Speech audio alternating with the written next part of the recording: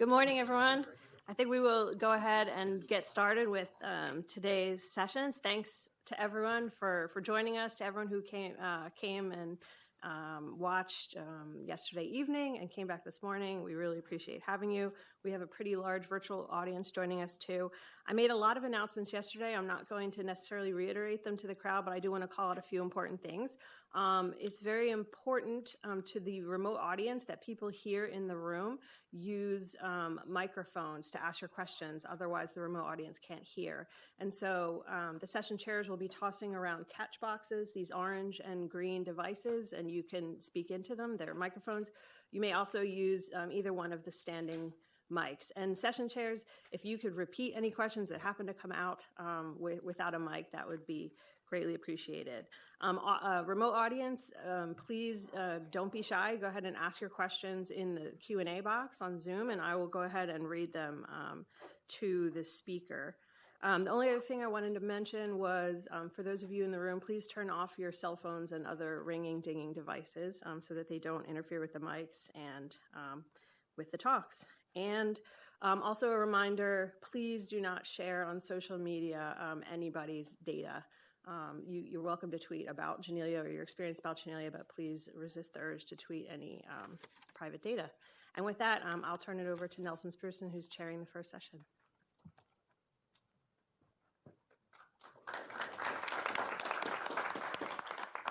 Good morning, everyone. Welcome to Janelia. My name is Nelson Spruson. I work here at Janelia. I'm a 4D cellular neurophysiologist. And it's my pleasure to chair this first session. And our first speaker today is our own Isabel Espinosa Medina from Janelia. And the title of her talk is Temporal Labeling and Manipulation of Vertebrate Cell Histories. Welcome, Isabel.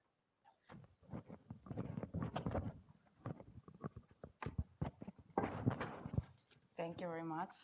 First, I want to thank the organizers once again, Jennifer and Ron, for coming up with this amazing idea of this symposium.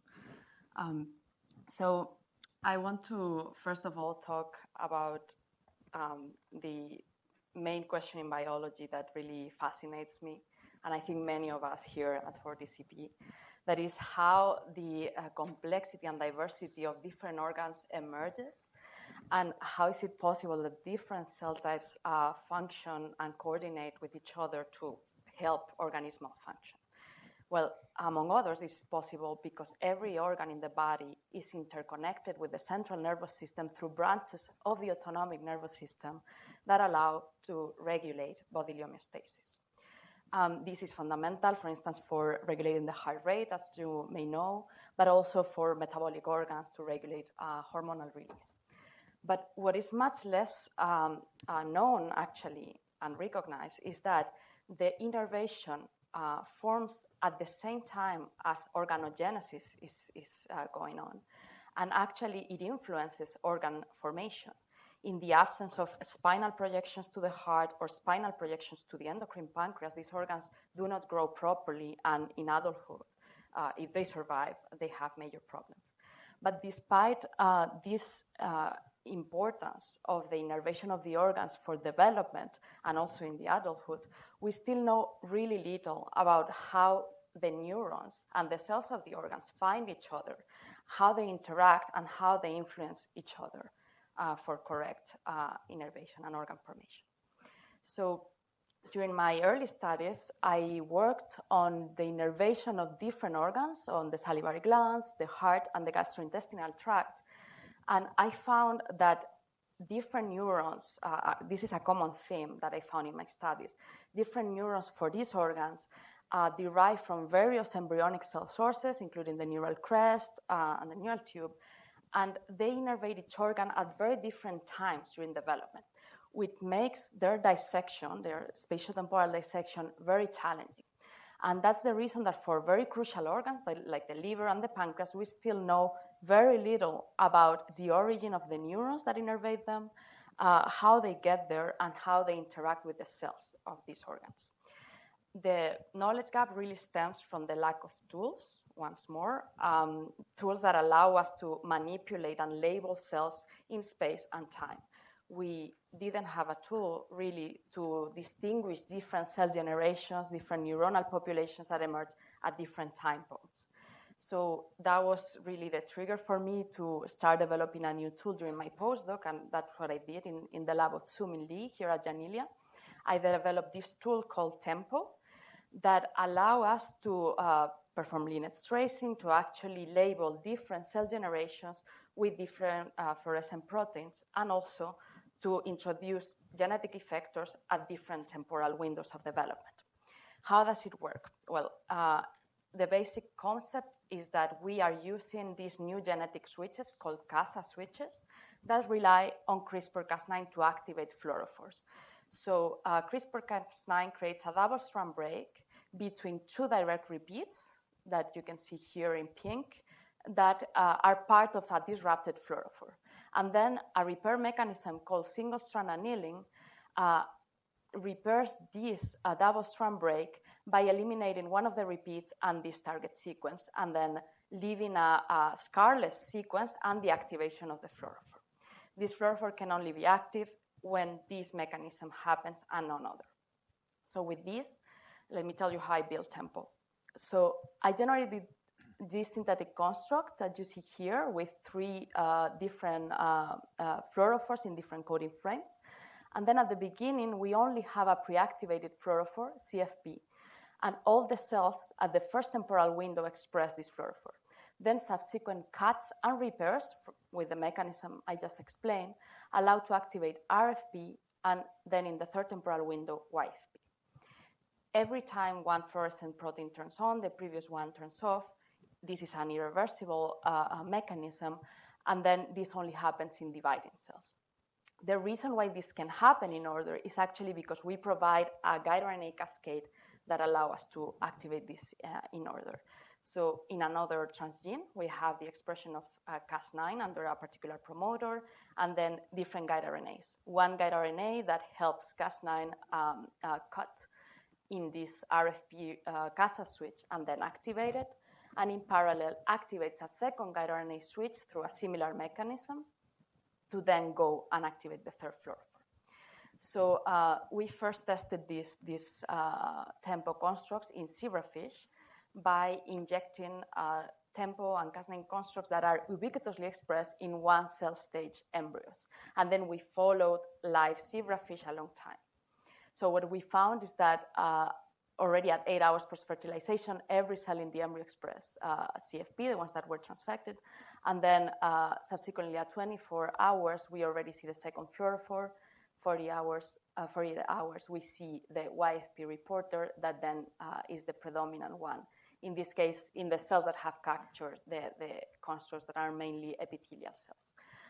What we see is that those cell clones that halt divisions, they actually do not change color anymore, further showing that this mechanism requires cell division to function. And what we are showing here is that actually Tempo works in the predefined order and is very efficient in zebrafish. But of course, to make this even more useful, we have to generate conditional transgenic lines so that people can look at developmental time in their tissues of interest, right? So we have done that. We have now generated GAL4 UAS lines as well as tetracycline-inducible lines in zebrafish, and I'm just showing you here one example of the activation of Tempo in all neuronal progenitors in zebrafish with the tetracycline activatable system. And what you can see here is that in every zebrafish larvae that has these transgenes and expresses Tempo in the neuronal progenitors, we obtain a striped progenitor pattern in the hindbrain, and that was surprisingly more evident in the caudal hindbrain, and colocalized with this BLBP radial glial marker of a progenitor marker. This was a new pattern that hasn't been shown before. The caudal hindbrain in zebrafish has been thought classically to be unsegmented.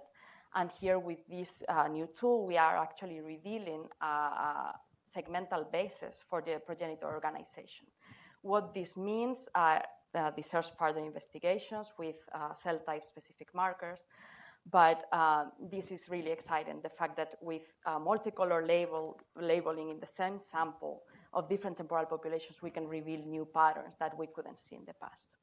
So now we have these lines, and if you're interested to use it in your system, please come and ask me. This will be open to the public. So we also thought that this would be really interesting if we could adapt it to another model system, mouse, where we cannot do live imaging for such long times, but we could track retrospectively the development of cells in tissues. So we tested the functionality of TEMPO in mouse embryos by electroporation in utero of the mouse cortex. This system is a very well-known system in which projection neurons first develop by occupying the lower layers of the cortex, and then subsequently the later-born neurons occupy upper layers of the cortex. And what we found is that indeed TEMPO follows the established order also in this model. And the first CFP neurons emerge 1 day after the electroporation, and then 24 hours later, we start to see the second temporal window, and so on and so forth. And those neurons that are originated earlier occupy indeed lower layers of the cortex in its majority. But what is most important here is that we can not only label the neurons of different developmental times with different colors, but we can actually perturb them. We can genetically have access to them. And this is really fundamental when we are studying tissue biology, because in many tissues and organs, the cells get specified thanks to genetic cascades of transcription factors that appear in a particular order to be able to define cell types. And to discover those factors, we actually need genetic tools to manipulate specific genes in an order and as pulses. So this is what we have done now with TEMPO. We have repurposed the construct by introducing gene effectors, either before all of the other reporters, so that we constitutively overexpress a gene and look at the effect in the different cell populations, or we can also couple the activity of a gene, a particular effector gene, with that of a particular temporal reporter. And then in the same sample, we can look at manipulated cells and control cells. Just as an example, we introduced cyclin D1 in different temporal windows in these constructs, because it has been suggested that this cell cycle regulator is somehow linked to early neuronal commitment. So when we introduce a cyclin D1 in the first or the second temporal window of cortex development, we find that only in the second temporal window, we actually create a lineage commitment shift, and then those neurons that normally colonize the upper layers of the cortex now colonize the lower layers of the cortex. This effect lasts longer, not only in the window we perturb, but also in the subsequent windows. So this is something we could not see before when we didn't have temporal resolution. Some of you might be wondering, could we extend this cascade further? Well, because some of the lineages are longer, and definitely we would have more divisions, and with these three colors, we wouldn't achieve that resolution. Well, yes, this is our latest version of TEMPO, which now has 4 steps, but I'm sure we can go further as long as we can clone it. So we have now a halo-tag protein in the first temporal window, and then a CFP, RFP, and YFP reporters in a cascade. We use different guide RNA switches to be able to have this sequence in order. And this is just a proof that this works in the mouse cortex again. After electroporation at embryonic stages, we looked at postnatal cortical sections, and we saw that indeed the neurons distribute in a birth order-related manner. So those that are born earlier occupy mostly the lower layers and then subsequently colonize the upper layers. Interestingly, the astrocytes that are the latest ones to be born are mainly represented by the last colors of the cascade. So with this, now we have a very, very powerful tool where we can actually manipulate the different cell types in the same sample, even in vivo and live. And now I can use this tool and my previous neurodevelopmental knowledge to, in my lab, continue to study how the nerves and the cells of the organs actually interact and how those different cell types emerge. I'm particularly interested in the nervous system pancreas connection because, well, this is a fundamental connection that is necessary for glucose homeostasis. This innervation allows regulation of the hormonal secretion of glucagon, insulin, and this connection is formed by spinal cord connections and brain-pancreas connections. But it has been particularly challenging to actually dissect the mechanisms of innervation of the brain to the pancreas because it comprises very diverse neuronal types. This is the vagus nerve here in green that actually projects and gives inputs to very, very heterogeneous and small groups of neuronal ganglia in the parenchyma of the pancreas. And these are the ones to provide inputs to the endocrine cells. Well, despite the relevance of these neurons actually for the functioning of the endocrine pancreas, we don't know where they are coming from really, how they reach the pancreas, how they differentiate, and how they connect with the different endocrine cells. So I want to solve this. How the parasympathetic pancreas connection forms and how it influences endocrine maturation. And these are the main objectives of my current lab at Genilia. We are going to track the origins and timing of these pancreatic neurons as they developed using mouse and zebrafish as model organisms. This is a video I recently obtained because we will be using these 3D staining, clearing, and imaging techniques where we can see where the nerve projects in the whole tissue, and we can correlate it with where is the pancreas, where are the developing neurons with respect to other tissues, not to lose the context where they developed. We will also use our modern tools combined with other tools to study the lineage and the mechanisms of pancreatic self-fating, how these neurons actually become what they are, what are their different neuronal types, and why is that important for endocrine cell function. And finally, to study and to explore the molecular mechanisms underlying these interconnections, we will use also ex vivo co-culture approaches so that we can really perturb either pharmacologically or genetically each of those components that then we will go back and test in vivo. So with this, I just want to say that it's a really exciting time to be here at Genilia to start this research.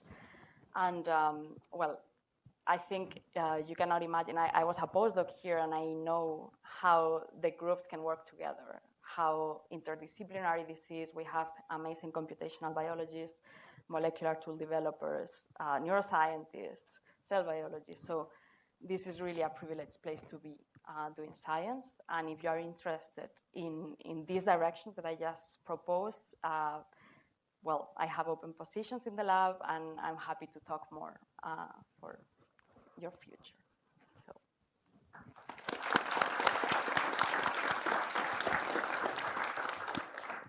Thank you, Isabel, and absolutely perfect timing, ending exactly at 15 minutes.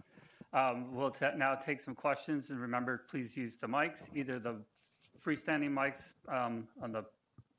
here in the auditorium, or I can throw you one of these catch boxes. And Thomas has a question first. So thank you. Is this on? Yes. So I have two technical questions. How much control do you have over the timing of the events? What is the minimal time that you can actually resolve?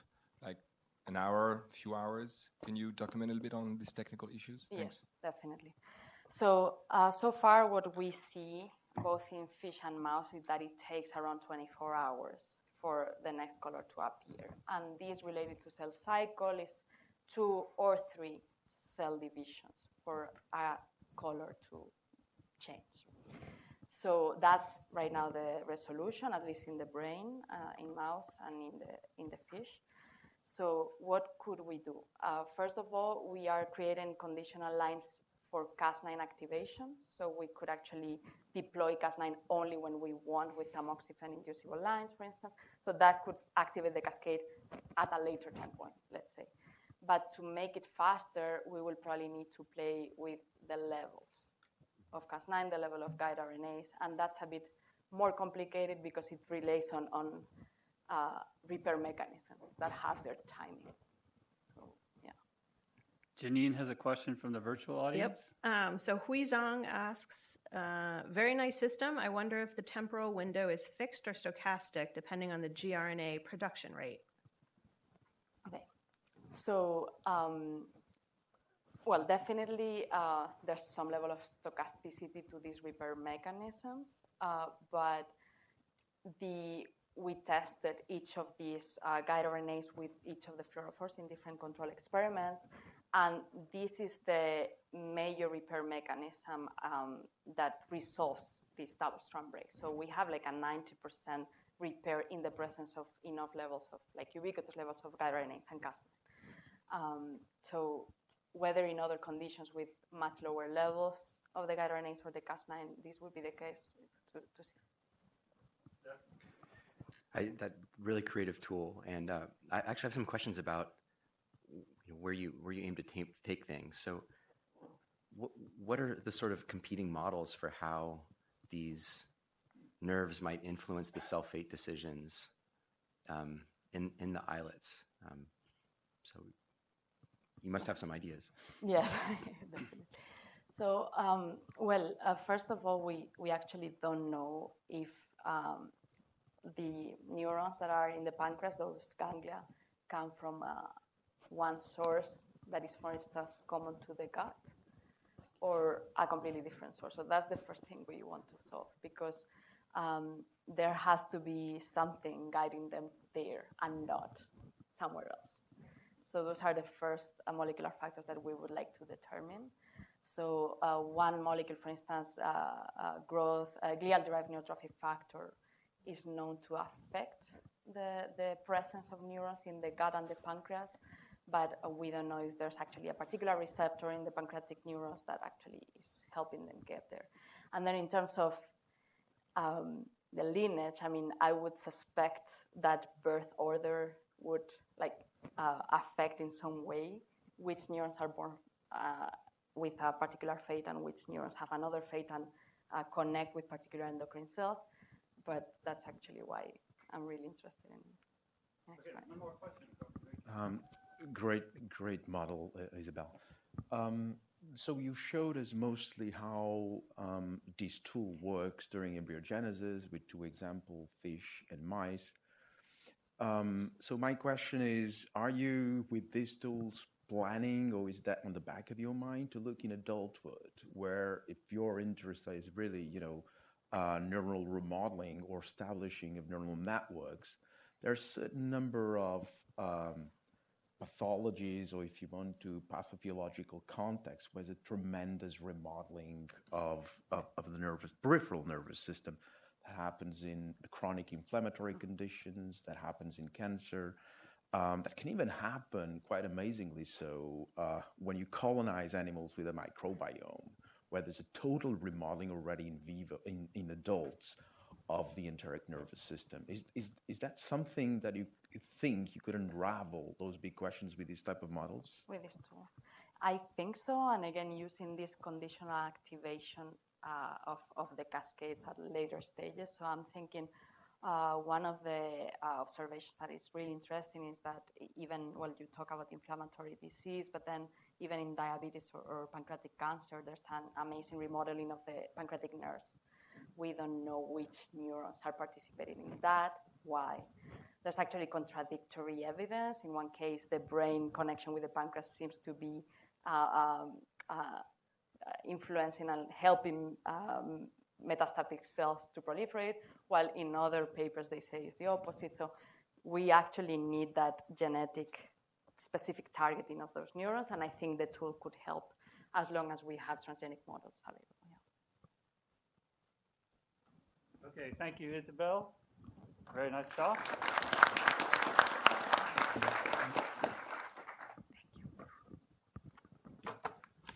Our next speaker.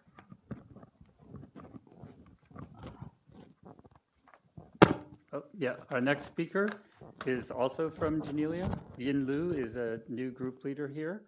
However, she's only been here about a few weeks, so I assume she's going to talk about work that she did at Stanford. And the title of her talk is Diversity of Pulmonary Sensory Neurons and Breathing Regulation. Yin, welcome. Thank you, Nelson.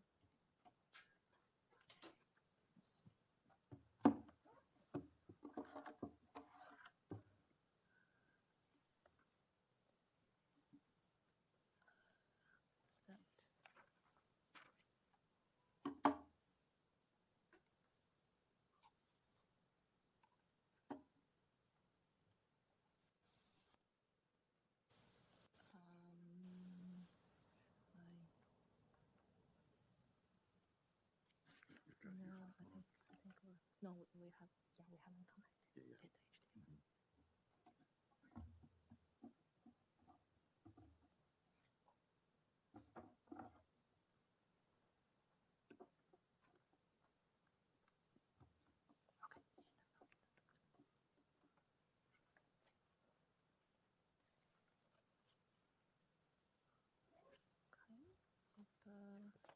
Okay, but it's not my presenting. Sorry about that. Let's try it again.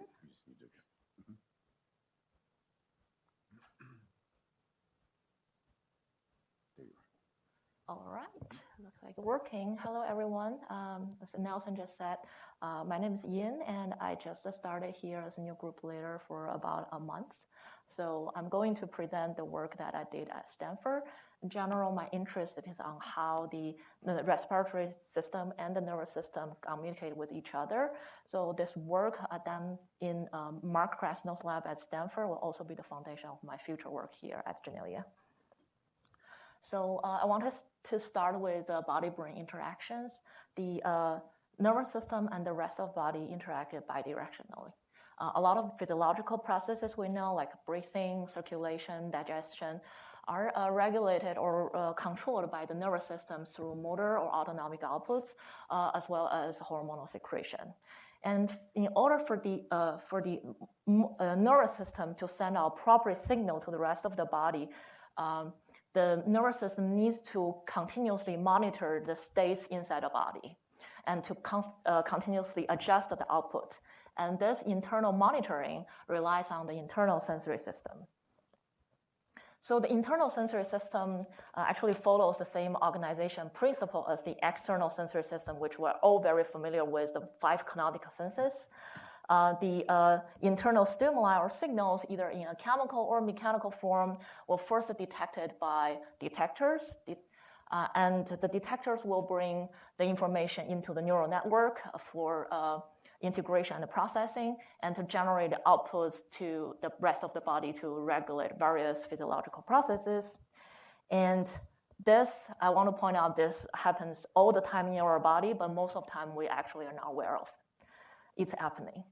And some of the information will end up reaching awareness and to generate our feelings about the body, which is also called interoception.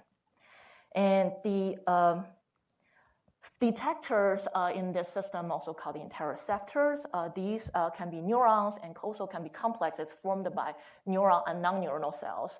The job for the detectors is to convert the information about the stimuli or signal into electric signals that can enter the neural network for computing. And as you can imagine that there are a lot of variety of internal signals, and we do have a diverse population of interoceptors. So some of these interoceptors actually reside in the brain, and they mainly detect signals from the bloodstream. Examples include detectors for hunger hormone ghrelin, that's secreted by stomach, as well as the blood CO2 level detector in the brainstem. Out of the brain, there is a substantial number of visual sensory neurons that connect the visual organs with the central nervous system. So these neurons are pseudo-unipolar cells. They have their cell bodies located in different sensory ganglia, and each of these cells will send one axonal branch to visual organ targets to detect signals there, and the other axonal branch project to the central nervous system, the spinal cord or brainstem, to convey the information into the central nervous system. So this is a beautiful illustration from Steve Libley's lab showing an important sensory ganglia for internal sensing, the vagal ganglia. This ganglion contains sensory neurons that innervate in majority of the internal organs. And the central branch of these neurons actually mainly project to this region in the brainstem called nuclear solitary tract, NTS. In mice, there are about 3,000 neurons in each of the ganglia, and about 10 to 20% are pulmonary. So the vagal pulmonary sensory neurons is a heterogeneous population. It is known that this neuron can detect different stimuli in the lung. They terminate in different compartments of the lung and form different types of terminals. And they also mediate various physiological and perceptual functions.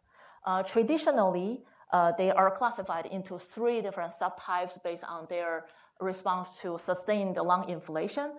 There are 2 mechanoreceptor subtypes that respond to inflation, but with different adaptation properties, and there is 1 subtype that in general do not respond to inflation. So mainly over the past decade, several molecular markers have been identified for subsets of these vagal pulmonary sensory neurons, which allowed anatomical and functional study to be performed on the same population of cells. However, a question actually emerged with these studies, which is for each of these markers, whether it marks a single subtype or it actually marks multiple subtypes, heterogeneous population. If it marks multiple subtypes, then we can now be sure on the links between the anatomical study and the functional study.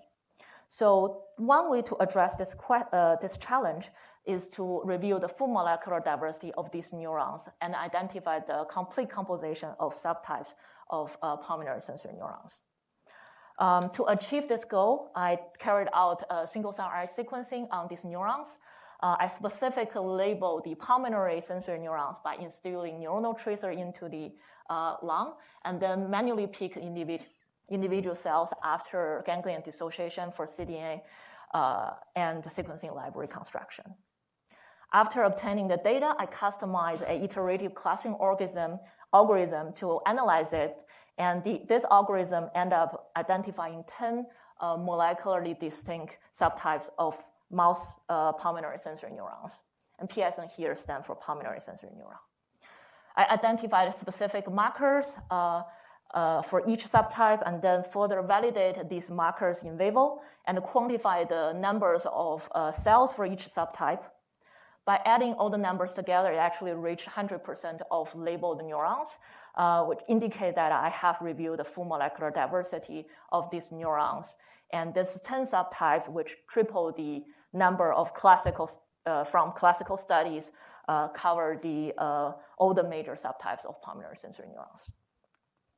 So with this new level of cellular heterogeneity identified here, I want to further understand each subtype of PSNs.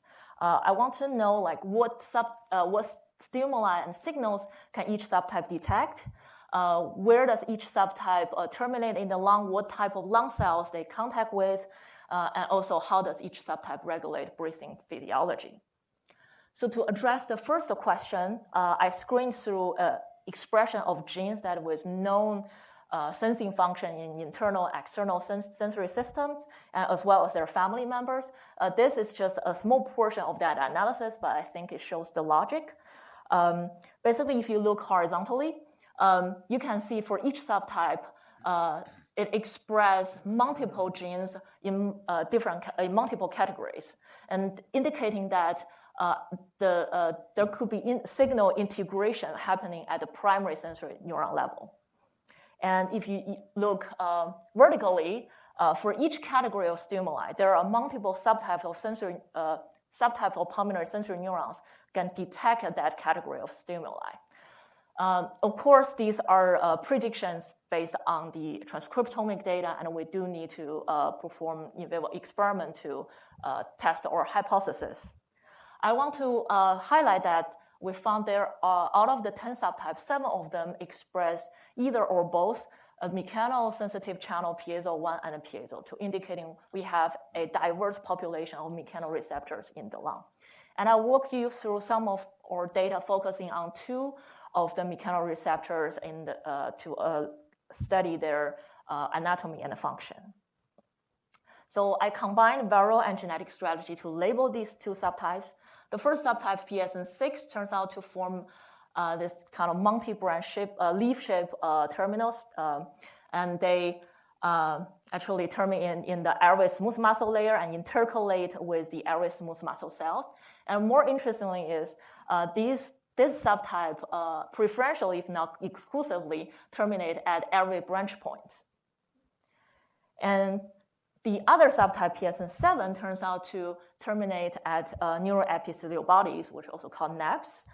These are the these are clusters of pulmonary neuroendocrine cells that also located on airway branch point and has been implicated in detecting hypoxia, hypercarbon, and mechanical stimuli inside the lung. And these terminals are also flattened, but they actually cover the epithelial clusters on the apical side that face airway lumen, means that the terminal actually closer to airway lumen compared to the epithelial cells. So now we have two different subtypes which both mechanosensitive and terminate at airway branch point, but they associate with different type of cells in the lung. I wonder whether these two subtypes function differently. So to address this question, I selectively ablate each of the subtypes and performed with a diffuser toxin receptor system and performed plus whole body plethysmography recording to assess the respiratory pattern before and after ablation. After ablating PSN6 neurons, what I observed is that there is a significant increase in tidal volume. So tidal volume is basically the amount of air inhaled with each breath. And if you look at the breathing flow trace, the tidal volume is determined by two parameters: the inspiratory time, which is how fast the air gets into our body, and the inspiratory time, which is how long this inhalation lasts. So which of these two parameters change? This is the example of breathing trace before and after ablation. And when I overlay individual breaths together, you can see there is a prolongation of inspiratory time. And here's the quantification. And when I quantify the other parameter, there's no difference. I did the same experiment for PSN7 on PSN7 ablated mice, and I did observe a similar increase in tidal volume. However, this time, the inspiratory time did not change compared to control animal. Instead, the tidal volume increase was due to an increase in inspiratory flow. So the data I just showed you indicate that these two subtypes are both active during normal breathing, and they regulate different aspects of inspiration. One is time, one is flow. So given the structure of PSN6, we hypothesized that this subtype detects lung expansion during normal breathing, which stretch the airway smooth muscle. In fact, the lung expansion induced the termination of inspiration is a part of the classical Herring-Brewer reflex, which introduced in 1860s.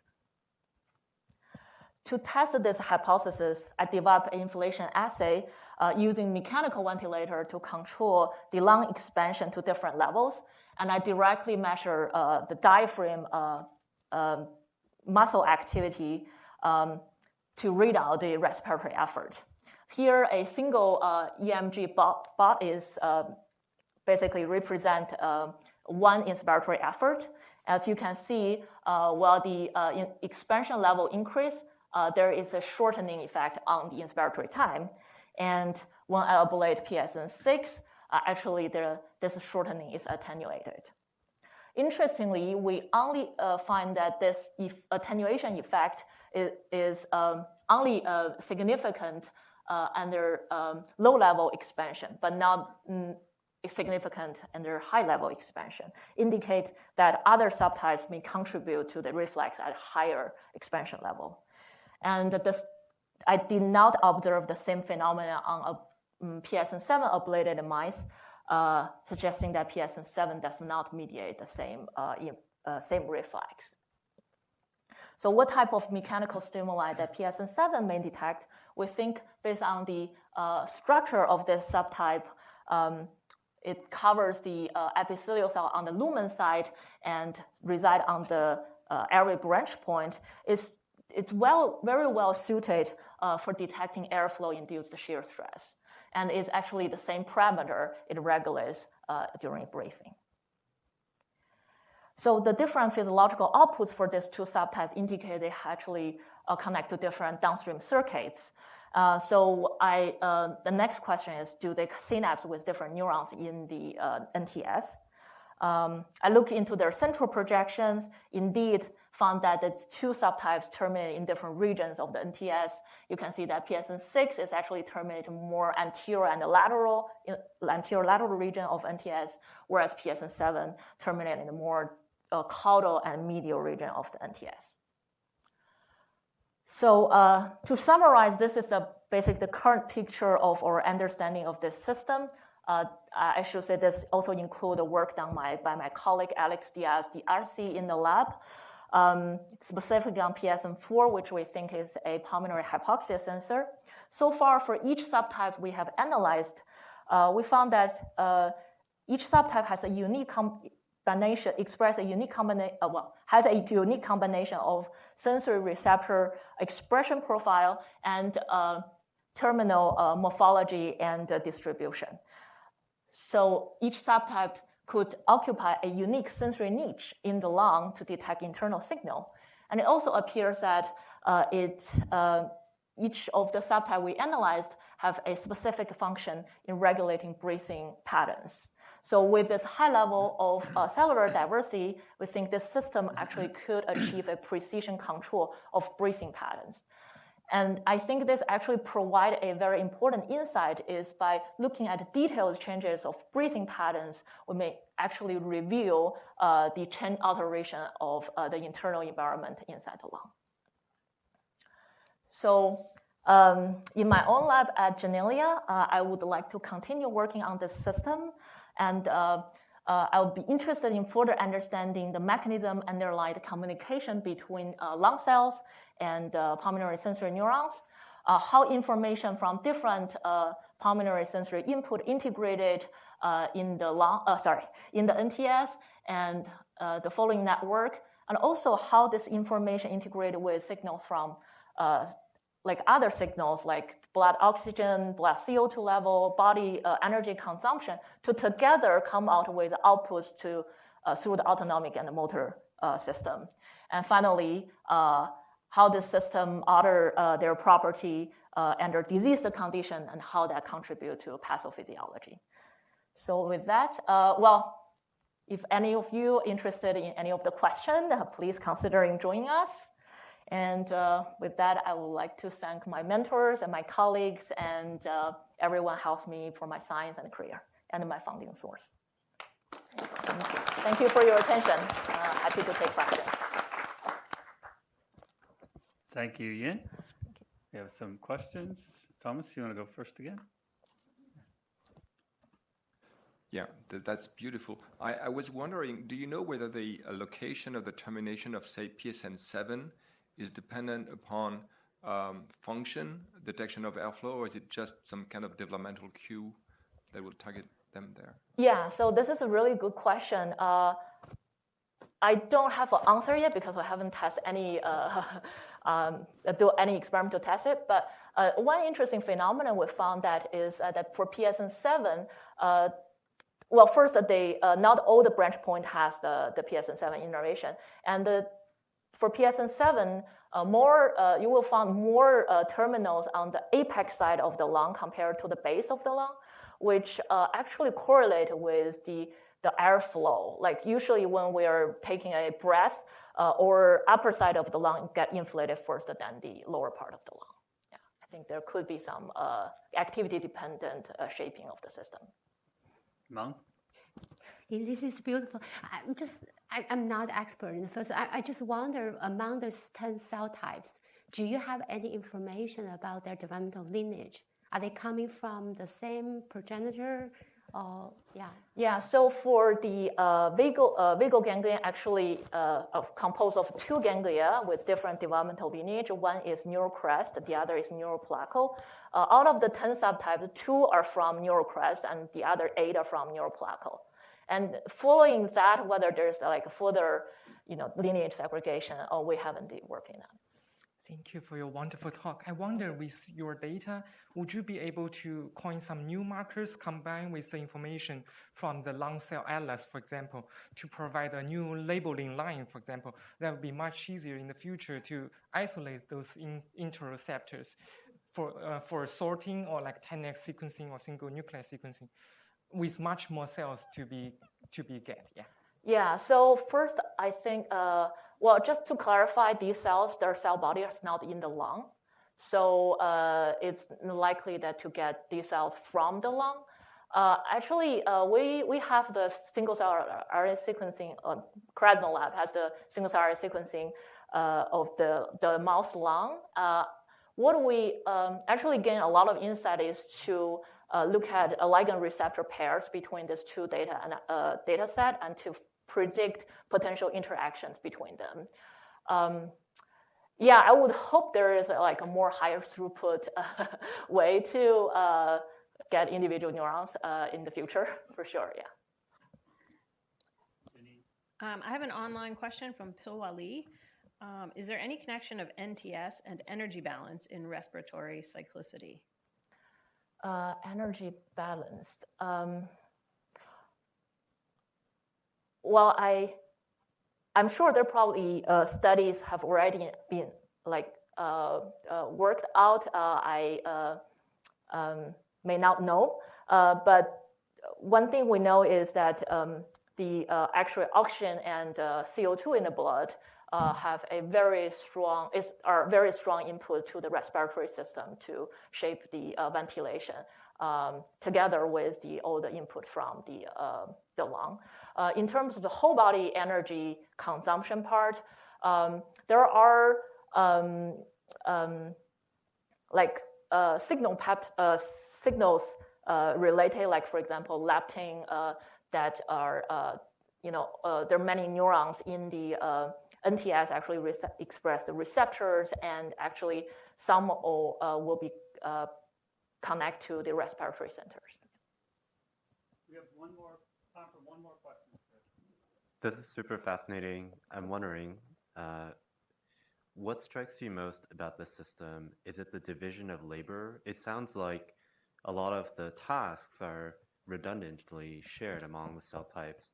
Do you find the spatial distribution of these cell types more striking, or the division of labor, or the concerted effort? Yeah, this is a very good question. Actually, initially, we also wonder why, for example, why you have so many mechanoreceptors. So it seems like redundant. Well, the two subtypes shows it looks like they are now redundant. They actually have their very specific function. And another level, which I kind of touch upon a little bit, is the system is not really redundancy. It's kind of like having make it actually able to cover a bigger range. So you can imagine that there are subtypes are more used when we're sitting, we're lying, we're just sleeping. And there are subtypes are recruited in a more extended function, like we're exercising. And there are subtypes could be only indicating like a really extreme condition that the tissue is really in danger and is dying, so you better do something different. So I think it's like trying to probably come out with different behavior or physiological output to find the best way for the individual to survive. Okay, thank you very much, Yin. Thank you.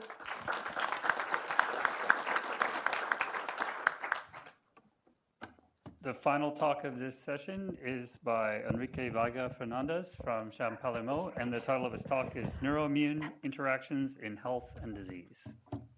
Thank you so much, Nelson. And just this here. Thank you so much, Nelson. Is it on? Yeah.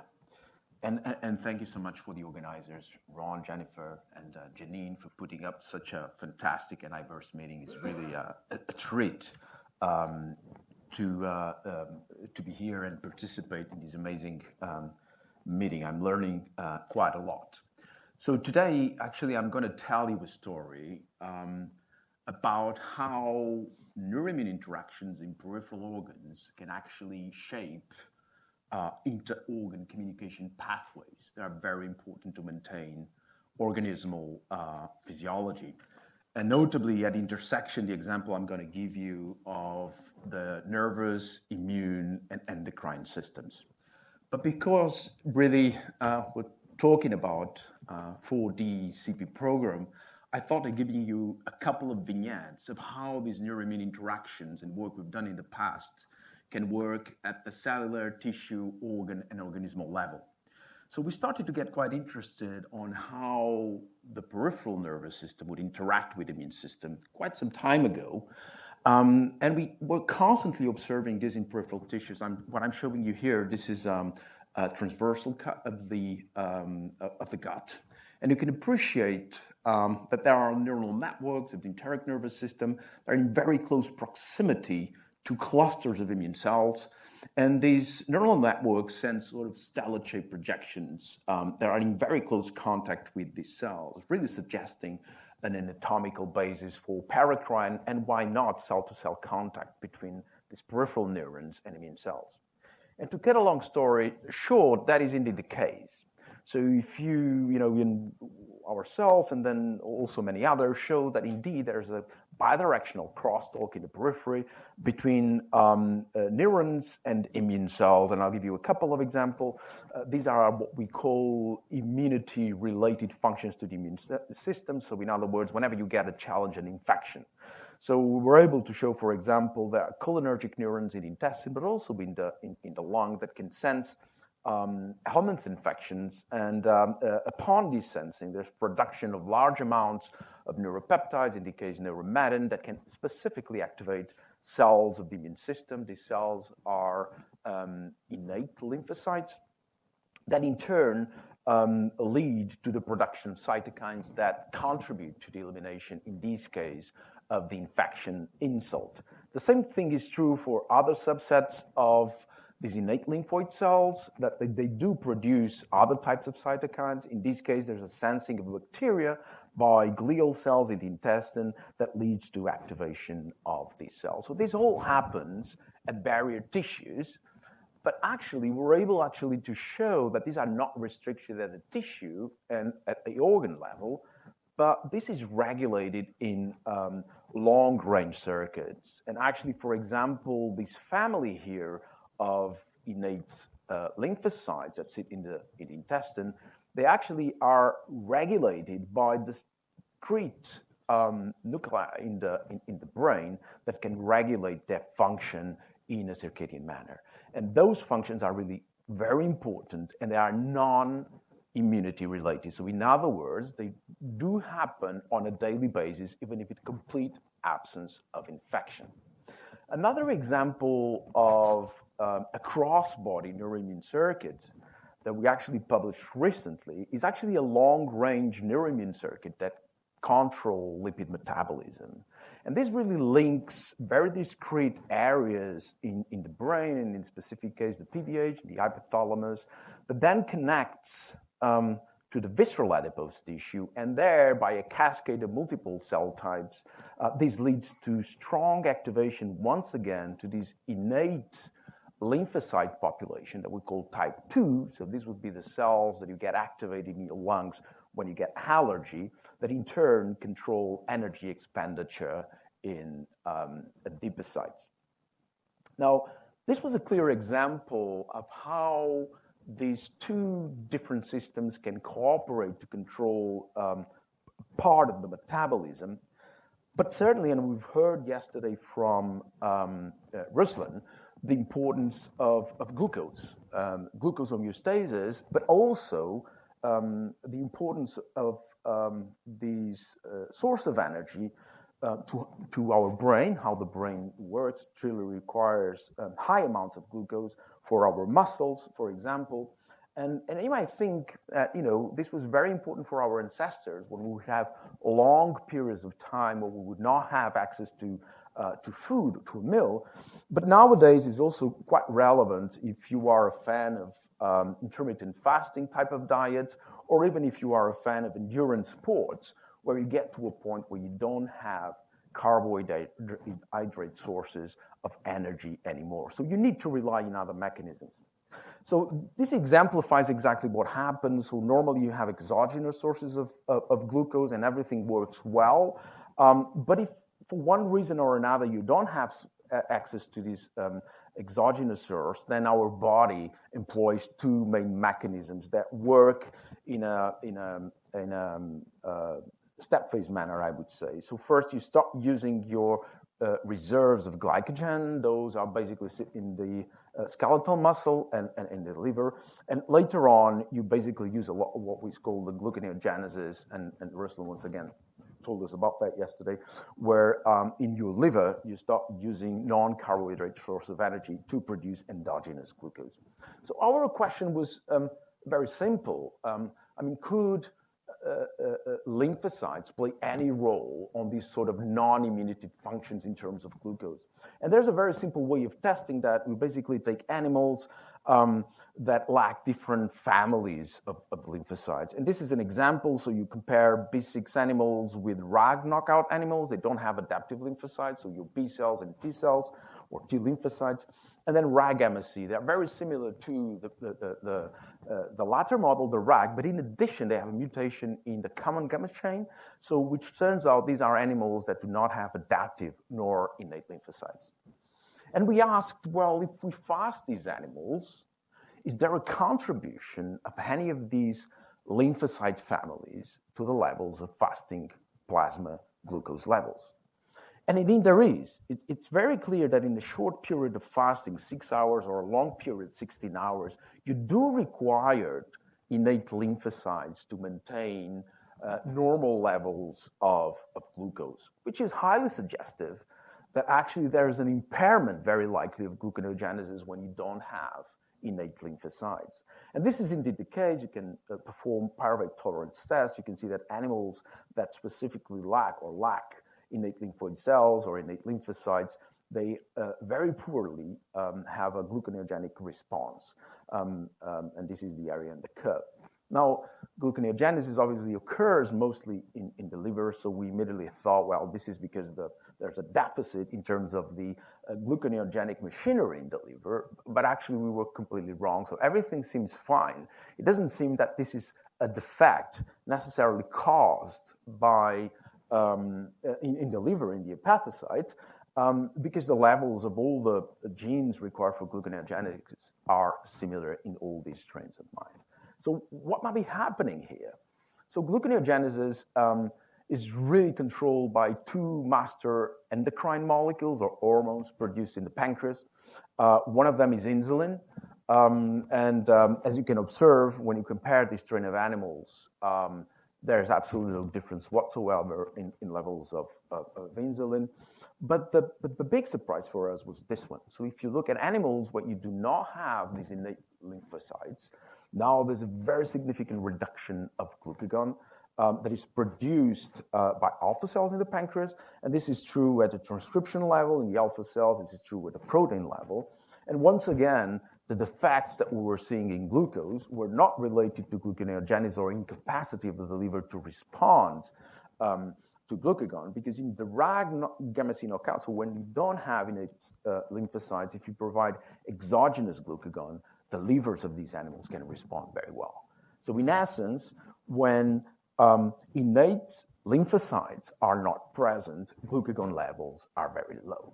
So what are those innate lymphocytes are very important? Well, we reasoned that if there was a lymphocyte population that was relevant actually to promote production of glucagon, one should potentially find changes in function and or cell numbers in the pancreas during fasting. And this is indeed what happens. So we basically look at many different subsets. It doesn't really matter here what they are. because innate lymphoid cells can be actually split or divided in 3 main subsets. But you can appreciate both in percentage and numbers that there's a subset of these cells, we call them type 2 innate lymphocytes, that is increased very significantly immediately after fasting. And we see it already at 6 hours of fasting. So in short-term fasting and long-term fasting, these cells specifically are specifically upregulated, suggesting that they are indeed the ones doing the deal. And indeed, that's the case. The proof is in the pudding. You can take advantage of a setup that we use a lot in immunology. You perform transplantation. That's the case. You take an animal where there are no lymphocytes whatsoever, and you transplant exclusively the cells that get increased upon fasting. And now you perform exactly the same battery of metabolic tests I showed you before. And you can see that when compared with animals that do not have innate lymphocytes, if you transfer the subset of innate lymphocytes, now you have normal levels of glucagon, both at the transcript level, at a protein level. You recover gluconeogenesis, and indeed you restore normal levels of fasting plasma glucose. Now, how is this happening? So how would these cells know that there's fasting and they increase in the pancreas during that period? Well, there are possibly 2 mechanisms that come to my mind or to anybody's mind immediately. One is proliferation. So they would sense by one reason or another, and they would start proliferating significantly. That would account for increased number of cells. That's not the case. They have absolutely normal proliferation, as you can see here, in control animals or after fasting. There's no significant difference. So we thought, well, perhaps what is happening is because we're dealing with a system where the cells can move throughout the body, they are migrating from one side to the other upon fasting. So we look at different organs where these innate lymphocytes are present and ask, do we see any changes upon fasting? And you can appreciate that for the vast majority of the organs, there's no difference whatsoever, with an exception, and that is the proximal part of the small intestine where they are reduced. And that suggested to us that perhaps what was happening in fasting was that cells in the gut were migrating to the pancreas.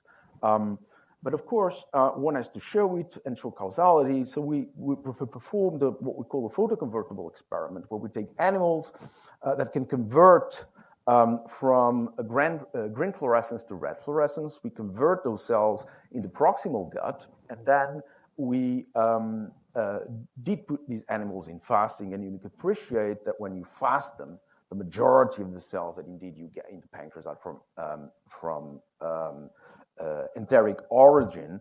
And if you perform single cell sequencing of the cells that were already in the pancreas, those will be the green ones, and the cells that are recent migrants from the gut to the pancreas, they're absolutely identical, really suggesting that this gut pancreatic axis probably occurs in normal conditions, or at least the gut might be one of the main sources of these cells that then get into the pancreas. So how is this happening? So we get fasting, there's an immune population that gets to the pancreas. This leads to increase of glucagon. But there's a fundamental problem here, which is what is the cell that is sensing low levels of glucose? And we thought, because from the literature, we actually could learn that neurons can be related to some of these metabolic sensing products. So we looked at this, and we took animals where we inject pan-neuronal activation dreads in the proximal gut, and we activate those neurons. No specificity, we activated everything. And remarkably, even in the absence of fasting, we could see a reduction of these innate lymphoid cells in the gut, increase in the pancreas, as an end result, increase of circulating glucagon. Now, we turn our attention for many different reasons, essentially to sympathetic neurons, because we did observe expression of some of those receptors on this population of innate lymphocytes. And if you perform now the same thing, so you take control animals, fasting animals, you can see an increased number of these innate lymphoid cells in the pancreas. But if you do fasting when you treated animals with 6-OHDA, so basically you don't have sympathetic neurons, those cells do not increase and glucagon levels are not increased upon fasting. And you can make it even more specific by using sympathetic specific tree line when you put a FLOX activatory thread. So we're not only activating sympathetic neurons, you can see an increase of these cells in the pancreas and an increase in glucagon, clearly indicating that sympathetic cues are driving the migration of these cells from the gut into the pancreas. How this is operating, this is really cell autonomous. So it's the direct sensing of these innate lymphoid cells of sympathetic cues, in this specific case via beta-2 signal. So we made here animals where you only have deletion of a adrenergic beta-2 receptor on these innate lymphoid cells, and then we injected locally in the proximal intestine an activatory dread construct where we can activate neurons and then determine whether or not what is that impact. And you can appreciate that when animals have beta-2 deletion on ILC2s, in this case innate lymphoid cells type 2, they cannot increase the number of these lymphocytes in the pancreas, and they cannot increase glucagon concentration when compared to their littermates. So all in all, I think what we're revealing here is really a neuroimmune control of inter-organ communication, whereby in the intestine, whenever there's a scenario of low energy or low glucose levels, this induces migration of these family of lymphocytes from the intestine into the pancreas, where directly, and I didn't show you all the data, it would be far too long, but where directly via these, what we call type 2 cytokines, those will be the cytokines that cause you allergy, for example, but they will induce directly on the alpha cell the production of glucagon that in turn promotes gluconeogenesis and can be very relevant as well into pathophysiological contexts in the liver. So the take-home message, and I hope I've convinced you about this, is that there's neuroimmune axes that actually can operate at the tissue, organ, inter-organ, and organismal level are really main drivers of how our body works and of organismal physiology. And I think that the 4DCP program is uniquely placed really to tackle these questions across scale from the tissue to the system. And thank you very much to all the people involved in the lab, our funders and collaborators. Thank you very much.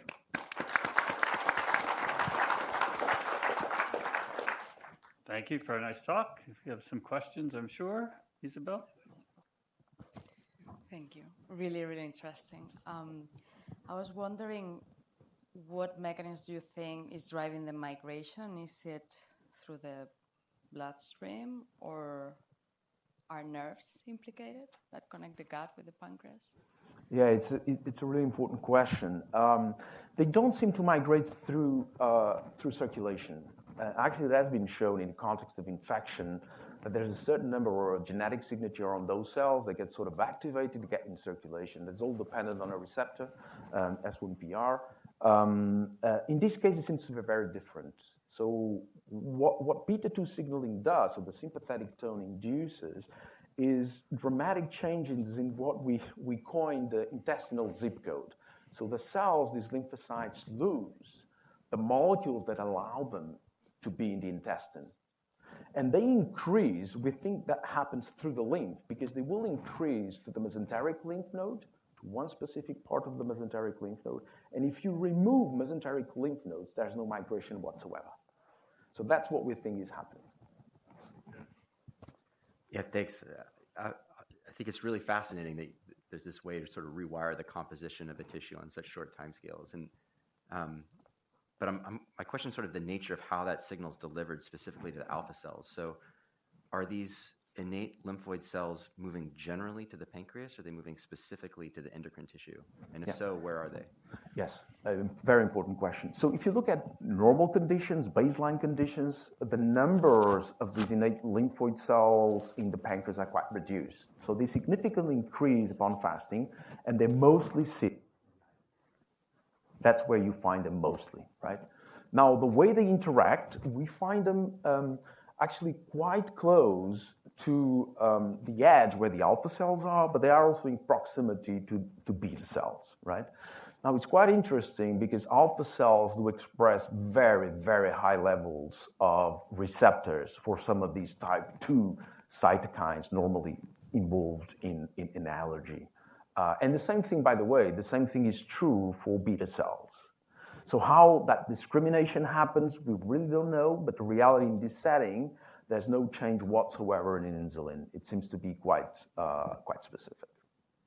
Okay, we're going to go to Janine next and then response. Yeah, a question online from Takashi Nishina. Can Th2 cells compensate for the function of ILC2 cells? Great question. We actually tested for that.